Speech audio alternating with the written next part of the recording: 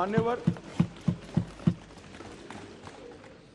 मैं उसके बाद में 1991 में सी स्टेट एक्ट के द्वारा दिल्ली को विधानसभा दी गई, परंतु 56 में राज्य पुनर्गठन आयोग की सिफारिशों पर दिल्ली की विधानसभा हटाकर उसको संघ राज्य घोषित किया गया। लगभग 3 दशक तक ये व्यवस्था चलती रही। 87 में सरकारिया कमेटी बनी, जो बाद में बालाकृष्णन कमेटी के रूप में जानी गई, और 91 में 69वां संविधान संशोधन किया गया, और इसके बाद दिल्ली राजधानी राज्य क्षेत्र शासन अधिनियम 1991, जिसमें मैं आज संशोधन लेकर आया हूं, इसको इस महान सदन ने पारित किया गया। और वही विधेयक के अंदर, संविधान संशोधन के अंदर 239A, जिसका मैंने जिक्र किया, उसमें इस संसद को राजधानी क्षेत्र के किसी भी हिस्से के लिए और किसी भी कार्य के लिए कानून बनाने के लिए संपूर्ण अधिकार संसद को देने का काम किया गया। मान्यवर, समस्या कहां से समाप्त शुरू हुई?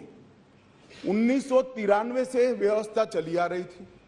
कभी भारतीय जनता पार्टी सत्ता में आई, कभी कांग्रेस पार्टी ने शासन किया, कभी ऊपर कांग्रेस का शासन था तब हमारी सरकार थी, तो कभी ऊपर कांग्रेस की सरकार थी तब नीचे हमारा शासन था, मगर कोई झगड़ा नहीं हुआ था, सब कुछ ठीक चल रहा था, क्योंकि किसी की मंशा अधिकार हथियाने की नहीं थी, सेवा करने की। कांग्रेस पार्टी ने भी भाजपा के साथ झगड़ा नहीं किया, भाजपा ने भी कांग्रेस सरकार के साथ झगड़ा नहीं किया, और बहुत अच्छे से चल रहा था, कोई डिस्प्यूट नहीं, कोई झगड़ा नहीं। 1915 में स्थिति बदली और यहां 2015 में यहां स्थिति बदली और यहां एक ऐसे दल की सरकार आई जिसका मकसद, मुझे कोई झिझक नहीं है कहने में, जिसका मकसद सेवा करना है ही नहीं, झगड़ा करना। माननीय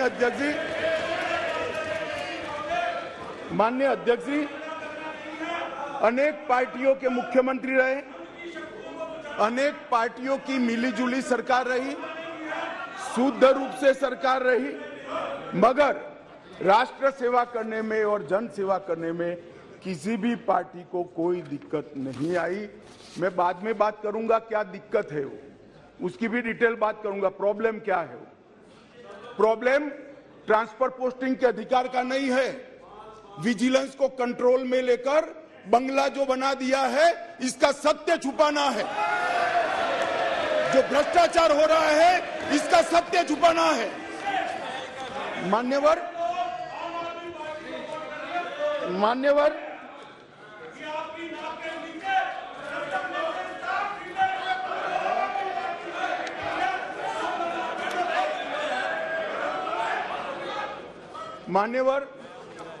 उसके बाद में 15 में अचानक ही दिल्ली राज्य सरकार ने एक विषय सर्कुलर निकाला, जिसमें उन्होंने ट्रांसफर पोस्टिंग के अधिकार अपने हाथ में लिए। केंद्र सरकार ने एक नोटिफिकेशन निकाला, उसको हाईकोर्ट में चैलेंज किया गया। हाईकोर्ट का फैसला केंद्र सरकार के पक्ष में आया, इसको सुप्रीम कोर्ट में चैलेंज कर दिया गया, उसमें खंडित जनादेश आया, फिर संविधान पीठ बनी। संविधान पीठ ने कुछ फैसले कर नीचे फिर से 2 जजों की बेंच को दिया, उसमें भी सहमति नहीं बन पाई, और फिर से संविधान पीठ बनी जिसने अभी अभी फैसला दिया। मान्यवर, वो जो इंटरप्रिटेशन है, वो इंटरप्रिटेशन उन्होंने कानूनी और मॉरल दृष्टि से नहीं किया। उन्होंने इंटरप्रिटेशन कानून की स्थितियों का करते हुए ये कहा है कि फिर भी दिल्ली देश की संसद को और भारत सरकार को दिल्ली संघ राज्य क्षेत्र के लिए हर प्रकार का कानून बनाने का अधिकार है।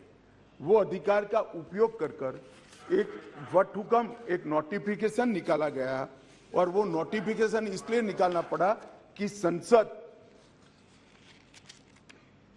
उस वक्त काम नहीं कर रही, मतलब संसद बैठी नहीं थी, बैठकें चल नहीं रही, तो नोटिफिकेशन निकला और संसद सत्र के अनुपस्थिति में जो नोटिफिकेशन निकला, इसको मैं यहां लेकर आया हूं, जो आज सदन के चर्चा के लिए मैंने आप सबके सामने रखा है। मेरा सभी पक्ष के सदस्यों से विनती है कि चुनाव जीतने के लिए, किसी समर्थन हासिल करने के लिए, किसी पक्ष का विधेयक का समर्थन करना या विरोध करना, ऐसी राजनीति नहीं करनी चाहिए। नए गठबंधन बनाने के अनेक प्रकार होते हैं।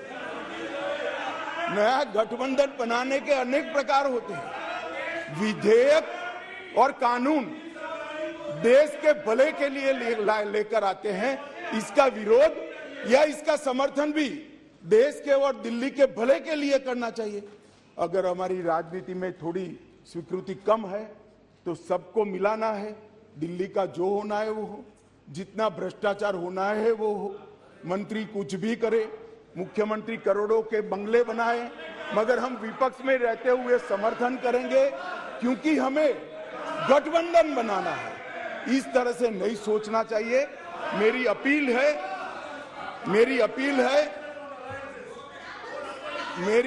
है विपक्ष के सदस्यों को कि आप दिल्ली की सोचिए, अलायंस की मत सोचिए। अलायंस से फायदा नहीं होने वाला है। अलायंस होने के बाद भी पूर्ण बहुमत से नरेंद्र मोदी प्रधानमंत्री बनने वाले हैं। इसलिए ये अलायंस के कारण जनता के हितों की बलि मत चढ़ाइए। जनता सब देख रही है। अलायंस कर आप अगर ऐसा सोचते हो कि जनता का विश्वास हासिल कर दिया जाएगा, जनता का विश्वास आपको मिला था, मगर जिस तरह से 10 साल यूपीए ने शासन चलाया, 12 लाख करोड़ के घपले घोटाले करे, इसलिए आज वहां बैठे।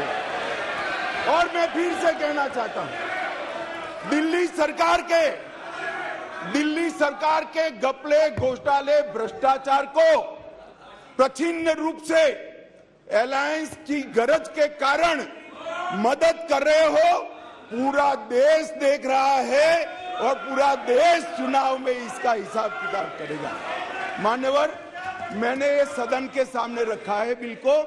मेरा सभी से निवेदन है कि अलायंस के मद्देनजर इस पर अपना अभिप्राय न करे। देश के और राजधानी क्षेत्र के भले के लिए न्यूट्रलिटी से बात करे। और वैसे भी मैं बता देता हूं, विशेषकर कांग्रेस पार्टी वालों को, कि ये बिल पारित होने के बाद वो अलायंस में आपके साथ आने वाले नहीं है। तो जो सच है वो करिए। इतना अपील करके मेरी बात को समाप्त करिए।